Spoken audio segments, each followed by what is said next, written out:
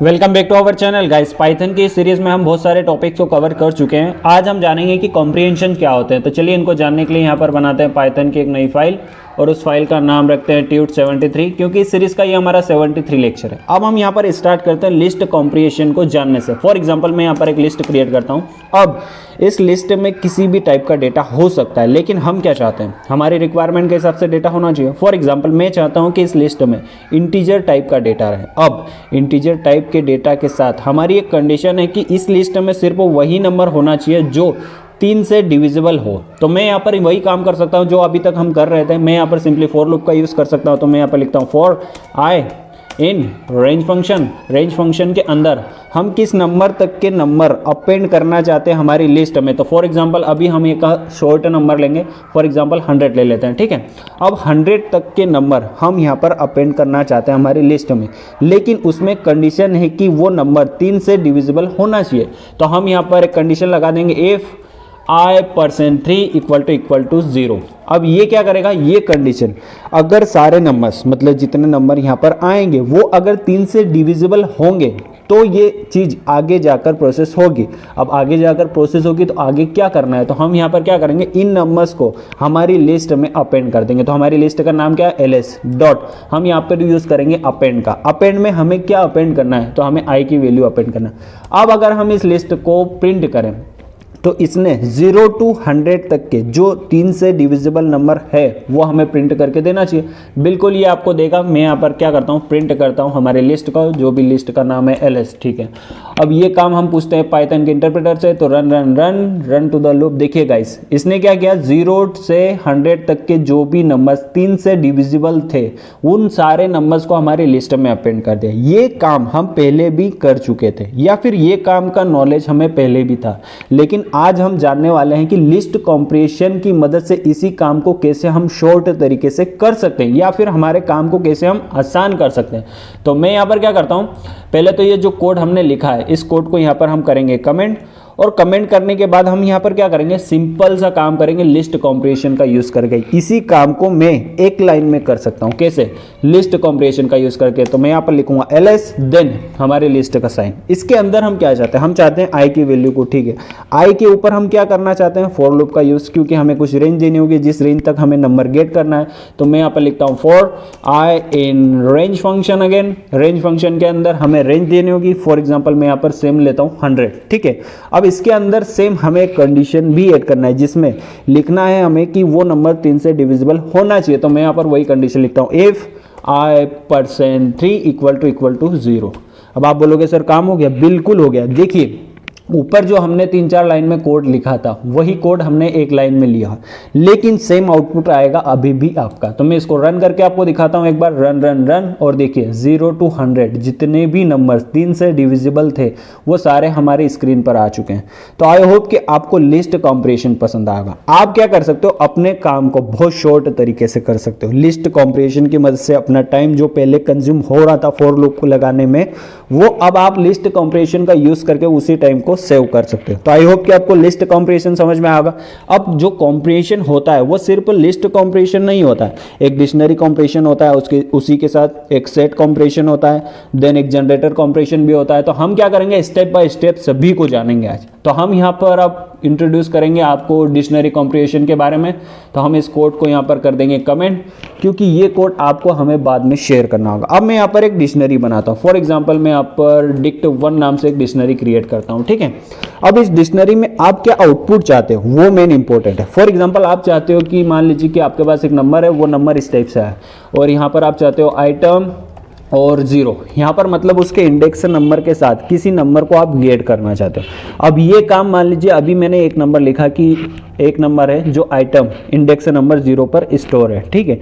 लेकिन ये सोचिए कि आपके पास ऐसे ही 10,000 अगर नंबर है तो आप क्या ऐसे 10,000 बार लिखोगे? नहीं भाई, सुबह से शाम हो जाएगी तब तक भी आपकी डिक्शनरी कंप्लीट नहीं होगी ऐसे अगर आप लिखने बैठे तो इसका आसान तरीका क्या है? इसका आसान तरीका है डिक्शनरी कॉम्प्रिहेंशन। मैं आपको यहाँ पर इंट्रोड्यूस कराना चाहूँगा डिक्शनरी कॉम्प्रिहेंशन के बारे में, जो आपके काम को बहुत आसान कर सकता है। मैं यहाँ पर लिखता हूँ सेम कंडीशन फॉर। अब यहाँ पर आप कॉलन चाहते हो तो आप कॉलन का यूज़ कर सकते हो, नो इशू। अब यहाँ पर आप एफ स्ट्रिंग का यूज करेंगे। क्यों? एफ स्ट्रिंग के बारे में हम अच्छे से पहले रीड कर चुके हैं, इसलिए हम इसका यूज कर रहे हैं ताकि आपका रिवीजन हो जाए। हम यहाँ पर चाहते हैं फॉर एग्जांपल आइटम के अंदर हम आइटम की वैल्यू फॉर एग्जांपल अभी आई में स्टोर है तो हम आई लिख देंगे। देन हमारी कंडीशन के किस रेंज तक हमें किस नंबर को गेट करना है, तो रेंज देने के लिए हमें सेम फॉर लूप का यूज करना होगा जैसे हमने लिस्ट कॉम्प्रिहेंशन में किया था। तो मैं यहाँ पर लिखता हूँ for I in again range function के अंदर किस नंबर तक हमें ये सिनेरियो या फिर ये आउटपुट हमें चाहिए। फॉर एग्जांपल यहाँ पर अभी शॉर्ट नंबर लेते हैं 100, ठीक है, और इसको प्रिंट करते हैं कि जैसा आप आउटपुट चाहते थे वैसा ये डिक्शनरी कॉम्प्रिहेंशन आपको दे रहा है या नहीं। तो मैं यहाँ पर इसको करता हूँ प्रिंट और हमारी डिक्शनरी का नाम क्या है, dict1, ठीक है। अब इसको मैं रन करूँ तो जैसा कि मैंने आपको सिंपल वे में समझाया था वैसा आउटपुट आपका आ रहा है या नहीं, ये आपको पूछना है पाइथन के इंटरप्रेटर से। तो मैं इसको रन करता हूं और देखिए आप जैसा चाहते थे कि 0 नंबर पर आइटम 0 आए, 1 नंबर पर आइटम 1 आए, 2 नंबर पर आइटम 2 आए, same as it is output आ रहा है। और अगर आप यहाँ पर स्पेस ऐड कर दोगे तो वो आपका स्पेस भी यहाँ पर काउंट हो जाए, कोई इशू नहीं है। मैं यहाँ पर क्या करता हूँ, ये थोड़ा गंदा सा दिख रहा है, मैं यहाँ पर स्पेस ऐड कर देता हूँ, देन आइटम का आई कैपिटल कर देता हूँ क्योंकि मुझे चीज़ें ऑर्गेनाइज तरीके में ज़्यादा अच्छी लगती हैं। ये चीज़ें आपको भी अच्छी लगना चाहिए क्योंकि ये आपके स्किल्स को इम्प्रूव करती है, ठीक है। और कोडिंग की स्टाइल भी आपकी अच्छी होती है। जब आपका सीनियर या कोई आपका जो भी बॉस होता है वो जब आपके कोड को चेक करता है तो एक जो आपकी कोडिंग लिखने की स्टाइल होती है वो भी आपकी चेक की जाती है। तो ये चीज़ों का आप ध्यान रखें। देन हम आते हैं वापस डिक्शनरी कॉम्प्रिहेंशन पे, तो जैसा आउटपुट हमें चाहिए था वैसा ही आ रहा है। अब मैं यहाँ पर क्या करता हूँ, इन नंबर्स को अगर इंक्रीज कर दूँ, ठीक है, तो मैं यहाँ पर क्या करता हूँ, आउटपुट स्क्रीन को क्लोज करता हूँ और यहाँ पर हमारे नंबर इंक्रीज हो चुके हैं। और अब मैं रन करता हूँ तो देखिए अगर ये इतनी बार हम वैसे जो पुराना हमारा तरीका था नॉर्मली डिक्शनरी प्रिपेयर करने का, उस टाइप से अगर इसी डिक्शनरी को मैं क्रिएट करता तो इतने नंबर्स तक मुझे सुबह से शाम हो जाती है। आपको भी पता है ऑलमोस्ट होना ही है क्योंकि इतने नंबर अगर मैं लिखूंगा एक बार में एक डिक्शनरी में क्रिएट करने पर बिना फॉर लूप का या बिना डिक्शनरी कॉम्प्रिहेंशन का यूज़ करके, तो आपको भी पता है सुबह से शाम हो जाएगी फिर भी हमारी डिक्शनरी क्रिएट नहीं होगी। तो आई होप कि आपको डिक्शनरी कॉम्प्रिहेंशन समझ में आएगा। अब यहाँ पर आप कंडीशन भी लगा सकते हो जैसे आपने डिक्शनरी कॉम्प्रिहेंशन में लगाया था। फॉर एग्जांपल मैं यहाँ पर ये नंबर को थोड़ा छोटा करता हूँ, देन अब आप यहाँ पर कंडीशन लगा सकते हो। फॉर एग्जांपल मैं यहाँ पर लिखता हूँ इफ आई % 100 इक्वल टू 0। तो ये क्या करेगा, जो नंबर्स 100 से डिविजिबल होंगे वही हमें आउटपुट पर देगा। तो मैं इसको आपको रन करके दिखाता हूँ, रन टू द लूप, और देखिए जो जो नंबर्स 100 से डिविजिबल थे वो सारे नंबर आपके आउटपुट स्क्रीन पर आ चुके हैं, ठीक है। तो आई होप कि आपको डिक्शनरी कॉम्प्रिहेंशन की मदद से कैसे डिक्शनरी क्रिएट करना है वो भी आ चुका है। अब आपके मन में ख्याल आया कि सर कल को हमारे मन में ऐसा आ जाए कि जैसे अभी आउटपुट आ रहा है ना, जैसे मैं आपको रन करके दिखाता हूँ कि जहां पर की आ रही है, देखिए ये आपकी की है 0 इंडेक्स या 0, उसकी वैल्यू आगे लिखिए कि आइटम 0, लेकिन आप इसको रिवर्स ऑर्डर में प्रिंट करना चाहते हो। फॉर एग्जांपल आप चाहते हो कि पहले लिखा है आइटम 0, देन उसकी वैल्यू मान लीजिए 0 है, फिर आइटम 100 उसकी वैल्यू आए 100। इस टाइप से आप अभी जो आपका आउटपुट आ रहा है ना उसको पूरी तरह से रिवर्स ऑर्डर में प्रिंट करना चाहते हो तो वो भी आप यहाँ पर कर सकते हो। मैं यहाँ पर क्या करता हूँ आपको करके ही दिखा देता हूँ। मैं यहाँ पर थोड़ा मॉडिफाई करता हूँ।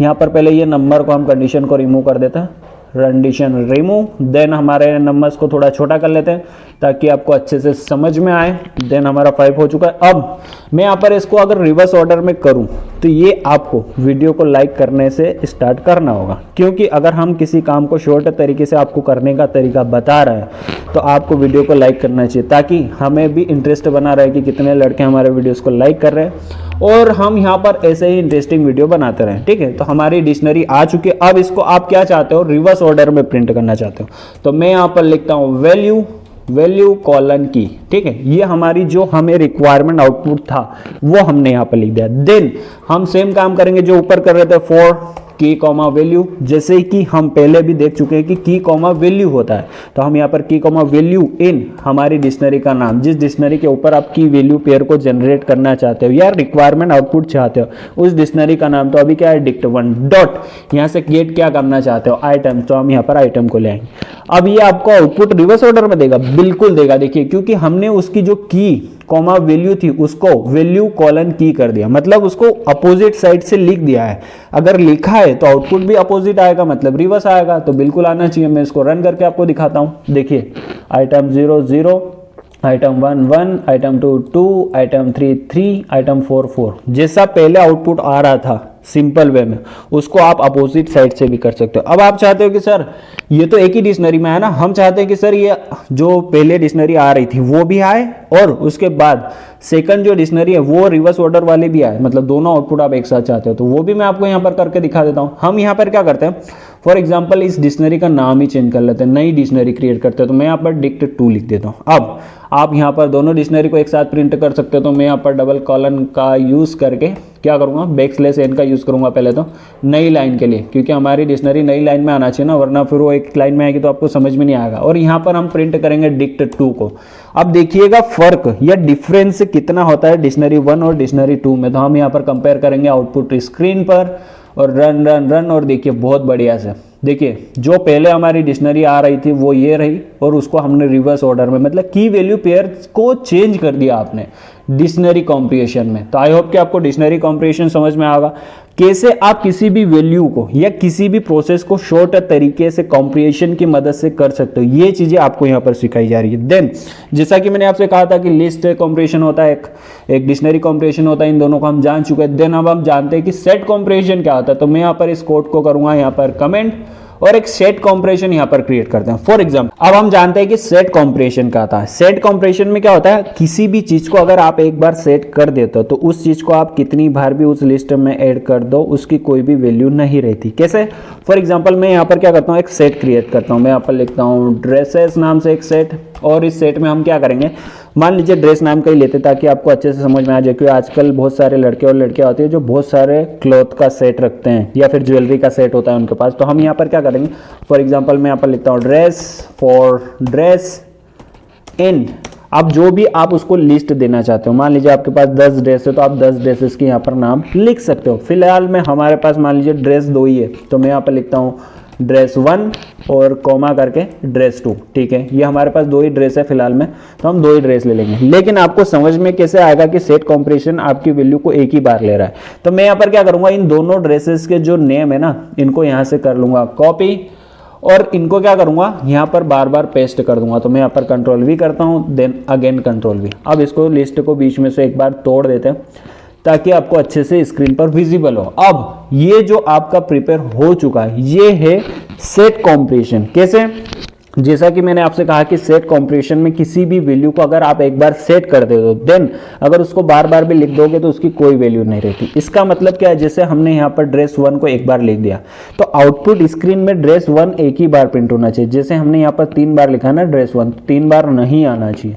तो जैसा मैं आपसे कह रहा हूँ, ये पाइथन का इंटरप्रेटर आपकी सुन रहे क्या, तो मैं आपको यहाँ पर प्रिंट करके बताता हूँ और पाइथन के इंटरप्रेटर से डायरेक्टली यहाँ पर आपको पूछ कर बताऊंगा। तो मैं यहाँ पर प्रिंट करता हूँ ड्रेसेस को, और ये आपको आउटपुट में देगा सिर्फ 2 नाम, जो कि हो गए ड्रेस 1 और ड्रेस 2। क्यों, क्योंकि सेट कॉम्प्रिहेंशन का काम होता है कि आपके लिस्ट में जो भी डेटा एक बार लिखा जा चुका है उसको अगर आप कितनी बार भी, मान लीजिए 100 बार भी लिख रहे हो, तब भी वो आपको एक ही बार प्रिंट करके देगा। तो आई होप कि आपको सेट कॉम्प्रिहेंशन समझ में आएगा। इसका यूज आप बहुत जगह कर सकते हो। जैसे आपको किसी वैल्यू को एक ही बार यूज करना है ना, अब मान लीजिए उस कोड को आपकी टीम मेंबर में 10 जन हैंडल कर रहे हो, तो आप चाहते हो कि किसी चीज को एक ही बार डिफाइन की जाए, तो आप उसको सेट कॉम्प्रिहेंशन की मदद से सेट कर सकते हो। उसके बाद आपका सीनियर या जूनियर उस कोड को कितनी बार भी मॉडिफाई करेगा या चेंज करेगा या फिर उसमें कुछ वैल्यूज को ऐड करेगा, तब भी कोई फर्क नहीं पड़ेगा। अगर वो 10 बार भी लिख दिए तो भी कोई फर्क नहीं आएगा, आपका जो परफॉर्मेंस है एप्लीकेशन का वो बेस्ट रहेगा। तो सेट कॉम्प्रिहेंशन का मदद आपको समझ में आएगा, कैसे यूज करना है, कहां पर यूज करना है, ये अब आपके आइडियाज की वजह से आप जनरेट कर सकते हो कि आप कहां सेट कॉम्प्रिहेंशन का यूज कर सकते हो। लेकिन कैसे करना है वो मैं आपको बता चुका हूं। अब जानते हैं जनरेटर कॉम्प्रिहेंशन को। अगर आपने जनरेटर वाला वीडियो नहीं देखा है तो काइंडली गाइस पहले इस लेक्चर को यहाँ से कंटिन्यू करने से पहले हमने लास्ट लेक्चर में जनरेटर को अच्छे से एक्सप्लेन किया था, वहाँ पर जाए और जनरेटर को समझें कि जनरेटर क्या होता है। उसके बाद आप जानें कि जनरेटर कॉम्प्रिहेंशन क्या होता है। कि जनरेटर कॉम्प्रिहेंशन को जानने के लिए आपको जनरेटर के बारे में पता होना चाहिए। मैं यहाँ पर आपको शॉर्ट तरीके में समझा देता हूँ कि जनरेटर क्या होता है। फॉर एग्जाम्पल आप किसी वैल्यूज को या किसी नंबर्स को, या आपके पास बहुत सारे नंबर्स है, उन नंबर्स को आप आपकी मेमोरी में स्टोर नहीं करना चाहते। आप क्या चाहते हो कि इस मेमोरी लोकेशन पर, जिस भी आपकी मेमोरी लोकेशन पर वो नंबर स्टोर होते हैं, उन नंबर्स को आप आपकी मेमोरी में नहीं रखना चाहते, आपके पास इतनी मेमोरी नहीं है। तो आप क्या चाहते हो कि ये नंबर्स हम ऑन द फ्लाई जनरेट करें। फॉर एग्जाम्पल मैं अगर यहाँ पर लिखता हूँ for I in range function, अब यहाँ पर जो प्रोसेस होगी वो ऑन द फ्लाई होगी। देखिए मैं यहाँ पर लिखता हूँ एक सिंपल सा फॉर लूप, अगर मैं यहाँ पर करूँ प्रिंट आई, तो ये क्या करेगा 100 तक के नंबर्स आपको जनरेट करके देगा। लेकिन ये 100 नंबर आपकी मेमोरी में स्टोर नहीं है गाइस, ये नंबर्स ऑन द फ्लाई जो रेंज फंक्शन होता है वो जनरेट करता है। कैसे, मैं आपको रन करके दिखाता हूँ। तो रन रन रन, और देखिए इसने 0 to 99, मतलब जो हमारा रेंज फंक्शन होता है वो 0 से स्टार्ट होकर n-1 वैल्यू तक रन होता है। तो जैसे हमने 100 कहा तो उसने 99 तक रन हुआ। तो आई होप कि आपको रेंज फंक्शन का मतलब और जनरेटर का मतलब समझ में आएगा। अब इस कोड को हम यहाँ से करते हैं रिमूव, क्योंकि हम यहाँ पर जनरेटर कॉम्प्रेशन को जानने आए हैं, ना कि जनरेटर को। जनरेटर को अगर आपको और अच्छे से जानना है तो लास्ट वाला वीडियो आप देख सकते हो। अब हम यहाँ पर क्रिएट करते हैं, मान लीजिए जनरेटर कॉम्प्रेशन को। तो मैं यहाँ पर पैरेंथेसिस का यूज करता हूँ। देन आपको क्या रिक्वायरमेंट है, फॉर एग्जांपल आई की, तो आपको आई का यूज करना होगा। देन आप इसके ऊपर फॉर लूप का यूज कर सकते हो। तो मैं यहाँ पर लिखता हूँ for I in range function. अब यहाँ पर रेंज फंक्शन को जो वैल्यू आपको चाहिए वो वैल्यू दे सकते हो। फॉर एग्जांपल हम यहाँ पर अभी शॉर्ट नंबर लेंगे 100 तक, क्योंकि हमें अभी समझना है कि जनरेटर कॉम्प्रेशन क्या होता है। देन हम इस वैल्यू को इंक्रीज करके भी देखेंगे कि इसका क्या फर्क पड़ता है। लेकिन आप अभी फिलहाल में 100 तक के नंबर चाहते हो, ठीक है। अब इसके साथ आप कंडीशन ऐड कर सकते हो, जैसे हमने लिस्ट कॉम्प्रेशन में किया था, जैसे हमने डिक्शनरी कॉम्प्रेशन में जाना था, वैसे ही आप यहाँ पर कंडीशन भी ऐड कर सकते हो। फॉर एग्जाम्पल आप 100 तक के नंबर में सिर्फ वो नंबर चाहते हो जो 2 से डिविजिबल हो। तो मैं यहाँ पर लिख दूंगा i%2 इक्वल टू 0। तो ये क्या करेगा, आपको सिर्फ वही नंबर ला कर देगा जो 0 से 100 तक के बीच में 2 से डिविजिबल होंगे। तो आई होप कि आपको जनरेटर कॉम्प्रेशन क्रिएट करते आ गया होगा। अब हम इसका यूज कर सकते हैं। सेम आप यहाँ पर फॉर लूप का यूज कर सकते हो। मैं यहाँ पर क्या करता हूँ, फॉर और आपका आइटम इन, और हमारे कंप्रेशन का नाम क्या है, इवेंट्स, ठीक है। इसके ऊपर हम क्या करेंगे, एक फॉर लूप लगा देंगे और प्रिंट करेंगे हमारे आइटम को। तो ये क्या करेगा, हमारे जो भी आइटम होंगे 0 to 100 जो 2 से डिविजिबल होंगे वो हमको रिटर्न करके देगा। बिल्कुल, ये देखिए एक एक करके आपको पूरे नंबर दे रहा है। लेकिन आपको कैसे पता चलेगा कि ये एक एक करके आपको रिटर्न कर रहा है। यहाँ तो सारा आउटपुट आपके सामने आ चुका है, लेकिन जैसा कि मैंने आपसे कहा कि जनरेटर ऑन द फ्लाई एक एक नंबर जनरेट करता है, लेकिन आपको कैसे पता चलेगा।